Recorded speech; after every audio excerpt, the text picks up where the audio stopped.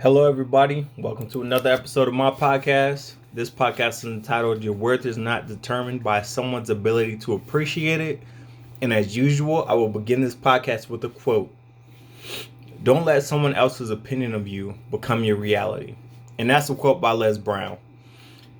These next few podcasts, or these podcasts that I'm going to be doing on the second half of the season, are going to be in relation to me. The first half of the season, the first 100 I did was more of like an instructional thing, like, hey, here's some information that you can use in your life. This is something that you can apply. Maybe it's something you knew, something that you didn't know. Maybe it's something you needed a reminder of. But here in the second half of the first season, I'm going to try to put 200 podcasts in one season. My goal is to make it relatable to me, to be more open and honest about what I'm going through in life, how it relates to me, and just be me, be authentic, be human, be open, be vulnerable. So this podcast, really, the last few podcasts really have just been me looking at my life from a different perspective, a much more different perspective than what I have looked at it in previous years. When I was growing up, I took a lot of responsibility for things. But then as I got older, I started to fall into that trap that, it's not my fault. It's somebody else's fault. This is the way the world works. The principles that I grew up on, that I reinforced, like if you work hard, you can get whatever you want, and that good things happen to good people. I felt like those principles and foundations that I had believed for so long were not true, were no longer true. But here in recent years, relatively recent, from like 25 to 30, I've been going through a journey of where my world has really been turned upside down on its head. And I've been utilizing a lot of what I learned from college, which is that critical thinking, in order to approach life in a totally different fashion. So now, since I've been living this new life and I'm walking this new journey, from 25 to 30, my shift has focused from just simple acquisition of knowledge or obtaining knowledge to the application of that knowledge and how to use it in the correct space and in the correct place in order to be as successful as possible. And that's what these episodes that we've been talking about here lately are geared upon. It's based on that rationale on how I'm going to approach life in my new journey. I'm a firm believer in the fact that trials will persist until the lesson is learned. The universe is gonna keep on putting us into crappy situations, is gonna keep putting us into hard times and tough predicaments until we learn what we gotta learn at that level. The podcast before this one, or I think it might have been two before it, we discussed how each level is gonna require a new you, require a better you. And part of being that better you is that you're gonna have to learn some lessons, and you're going to have to act differently at a newer level than what you were able to act at the level before. Partly because you didn't know at the level before that was required of you in order to be successful, to be a better you. And then once you learn that information, now that you know that information, you can't play ignorant. Just like when Neo took the pill, once you become awake to the matrix and once you become awake to a different way of life, there's no going back and choosing ignorance. Now you're raising yourself, raising your awareness to a newer caliber of human being, to a newer caliber of identification. And with knowledge then comes the responsibility. So now it's your responsibility to use that knowledge appropriately and accurately. And life has a way of putting trials and tests and tough situations in front of us in order to help us to use that information in the proper way. Throughout my life, I've identified some lessons that I haven't learned. There are lessons, trials, and tribulations that I'm still repeating, that I thought I was over, that I thought I was through with, that I felt was just part of my teenage years, finding my identity and becoming the person that I was going to become. But here yet and still at 30, I'm still battling some of the same issues that I was battling when I was a teenager. I'm human, at the end of the day, and I have no fear, no worry, no hard feelings about admitting that I'm still battling, some of these things that we discuss, that we talk about. I have the knowledge, I've acquired the knowledge, and now I've moved on to a place in my life where it's time for me to be able to apply that knowledge. I've shifted from acquisition to application. And that's kind of where it gets kind of hard. That's kind of where, you got to fumble and figure out your way through life, because people can tell you like, hey, don't touch that stove because it's hot, or don't spend all your money on this because you never know when the rainy day may come. But experience is really the best teacher. So even if you try to apply that knowledge that somebody has told you, if you don't have the proper context or the experience, then it might be hard for you to relate that from a textbook setting or from somebody telling you to a real world application. And that's not the truth for every situation. Sometimes lessons are better not learned, but the exception doesn't beat the reality, or doesn't beat the standard. For most instances, people can tell you things, and it's just better to take it for face value than to try to go out there and experience it, because you can save yourself a lot of trouble, a lot of backsliding, a lot of misdirection from the path that you want to travel in order to get to your goal, in order to fulfill your purpose. And now more than ever, it has forced me to be introspective. And I take this as evidence of my growth. So like I was telling you in the beginning of the podcast, when I was younger, I took ownership. But then I think the transition came when I got into college. I was still taking ownership, but then a series of unfortunate events took place where things kind of just really felt like they were out of my hands. Like it was just reality catching up to me. That's what it felt like. But once I got out of college, and then I was at what I would call rock bottom, and I had to start it all over again. And I just had this idea placed in my head from when I was young. My mom actually implanted it. She was like, you have no choice. When you get older, you're going to college. Now, it's not a bad thing. Mom set a standard, and I built my life to adhere to that standard. She gave me a bar, and I wanted to achieve that goal, to reach that bar, to obtain that success that she had established in my mind as being the pinnacle, the this is what you want to hit. This is your milestone. This is what's going to help you progress into adulthood or into future success. So that's what I did. And a series of unfortunate events happened. I started all over again, but because I had that standard planted in my head by my mom, even though I hit rock bottom by my own definition, I still had the motivation, the determination, the drive to do what I had to do to get where I need to get in order to obtain what I wanted to obtain. And I feel like there's a lesson in that I can still learn from to this day. It's all about drive. Despite where you are, what's going on, what's happening to you, what has happened to you in the past, it's all about drive. We've always talked about how you have choice. You have a choice to let your situations weigh you down, or you have a choice to be great despite what's going on around you or what's happening around you. We always have that choice. That's our superpower. That's the one thing that we'll always have. No matter what situation we're in, we have choice. We have choice. It's plain and simple. And it may look like we don't. They might say, oh, well, medically it's a chemical imbalance and stuff like that. And I'm not saying that doesn't have validation, because there are a lot of conditions out there that cause people to act a certain way, not based on willpower, but based on, a chemical imbalance, or, something just isn't registering right. And, I'm not talking about that, but I'm talking about the aspect of willpower that we have. Instead of just giving up, we push through and we fight back. Instead of letting life live us, we choose to live life and take back the reins and control which direction our life is going. So one such lesson that I've learned is that others' opinions have no significance in my life.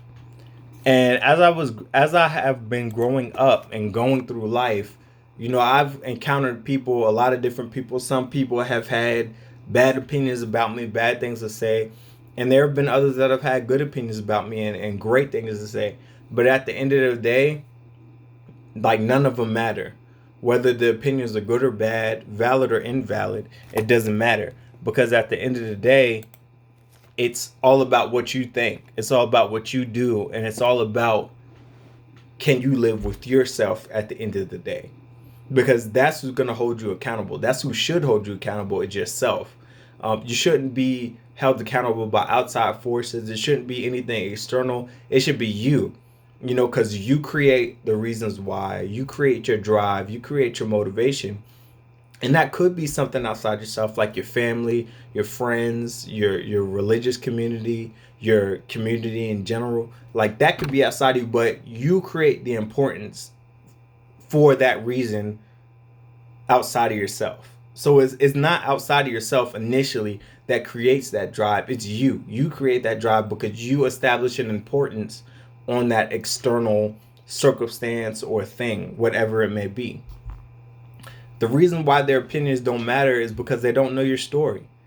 They don't know your story. Like, they don't know where you come from. They don't know what you've been through. They don't know how you've been raised. They don't know what's happened to you throughout life. So when somebody tells you you're not good enough, or maybe next time, or whatever they may tell you, don't take it personally. Like, that's part of the 4 agreements. Don't take nothing personally. It's their opinion, and everybody's entitled to their opinion. It doesn't have to be true. And again, going back to choice and the power that we have in our life, nobody controls your emotions. Like, when somebody has an opinion of us, we say, oh, well, that opinion makes me sad, or that opinion makes me mad, or that opinion lowers my confidence. They can't control your emotions. At the end of the day, it's your perspective on that person's opinion that caused you to feel some type of way. So at the end of the day, again, it's you causing you to feel that type of way. Nobody else made you mad. You took what happened in that situation as offensive, and in turn, that offense, whether it was a hit against your ego or your pride or whatever, made you mad. So you made yourself mad, in essence. Nobody else can control you or your world, even though at sometimes it may seem like you're not in control. You are. Like, you're always in control. You can control whether to hit that person. You can control whether to walk away. You can control whether to pick up that phone. You can control whether to hang up. You can pick up. You can control whether to study an extra hour for that test. Like, you are in control. This life is yours. It was given for you to live, and you should act accordingly. And I feel like that kind of gets lost in translation. We get bogged down with life, and we kind of lose focus of what really matters, because social media and media as a whole, it tries to throw all these things that make our glance look to the left or to the right. But we need to stay focused and concentrate on what is real, what matters, and what is significant. At the end of the day, your opinion of yourself is all that matters. We've talked about that over and over again.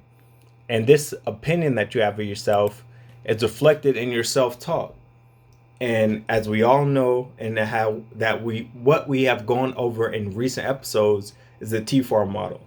Thoughts lead to feelings, which lead to actions, which lead to results.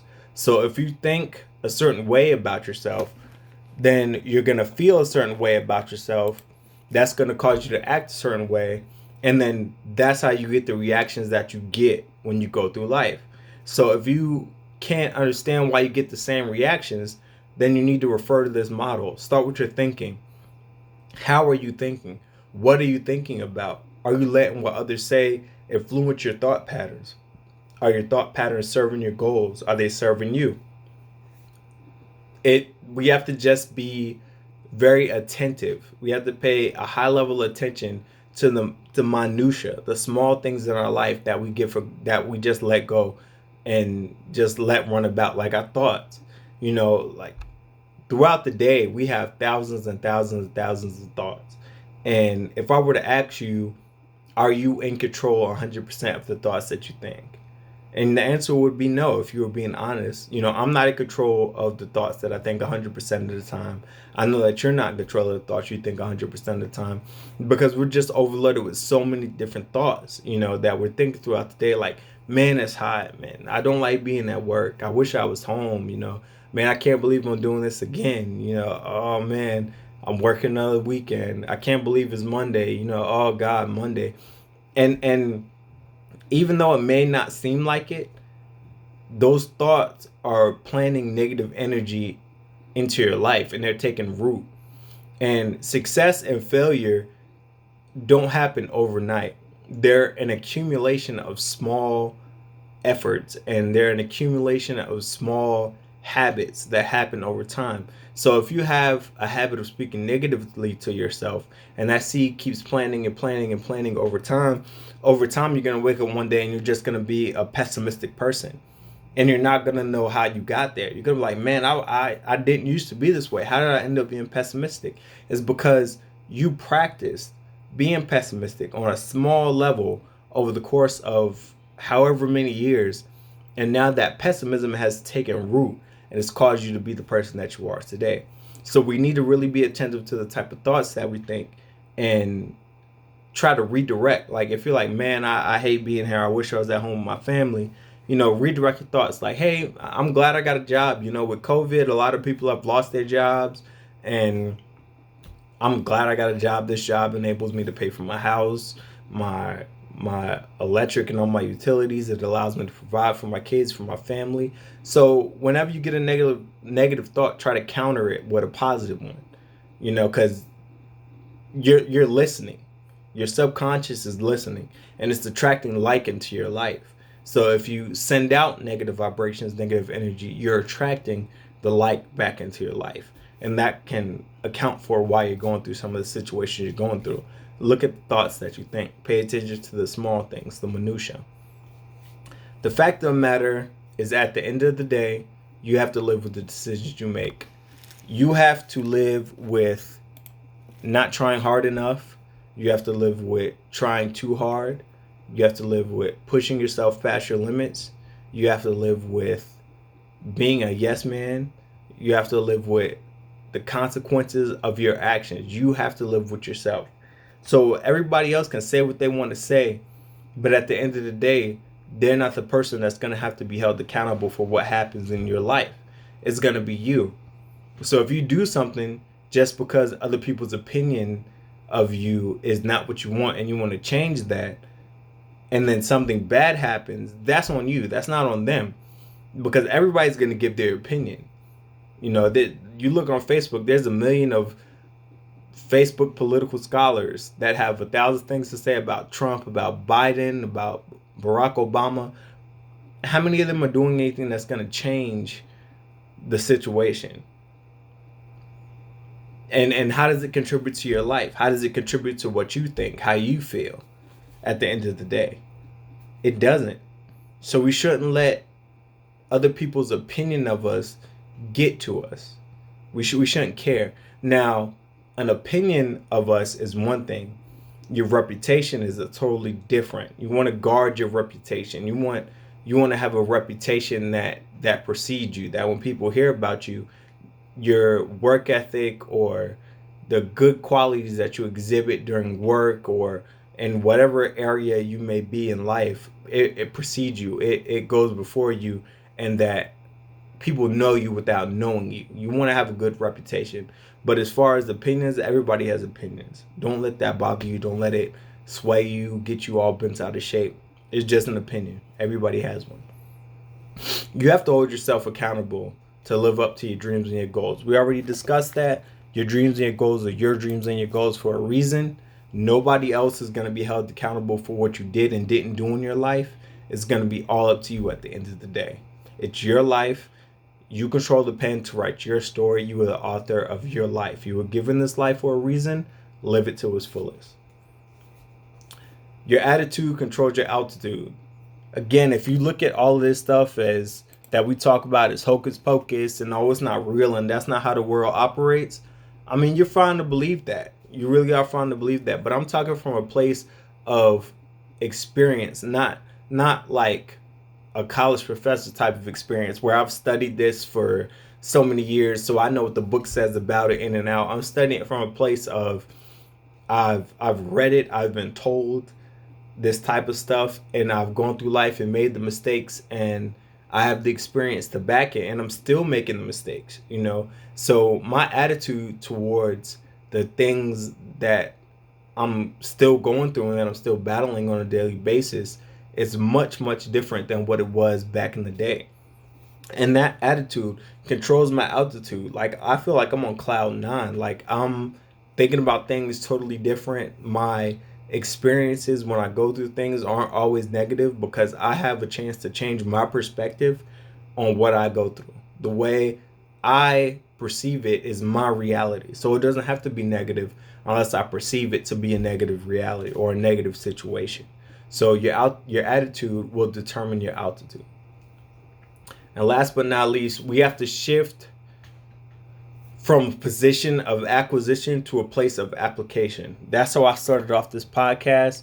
And I feel like it was a great way to end this podcast as well, because that's what I want to impart on my audience the most, is that I'm trying to give you knowledge. I'm trying to give you some of the things I've learned in life, some of the things I found through reading, and some of the things I found through experience. But if you just absorb this knowledge and you just store it, and then maybe you might repeat it to somebody else, that's not really what I'm after.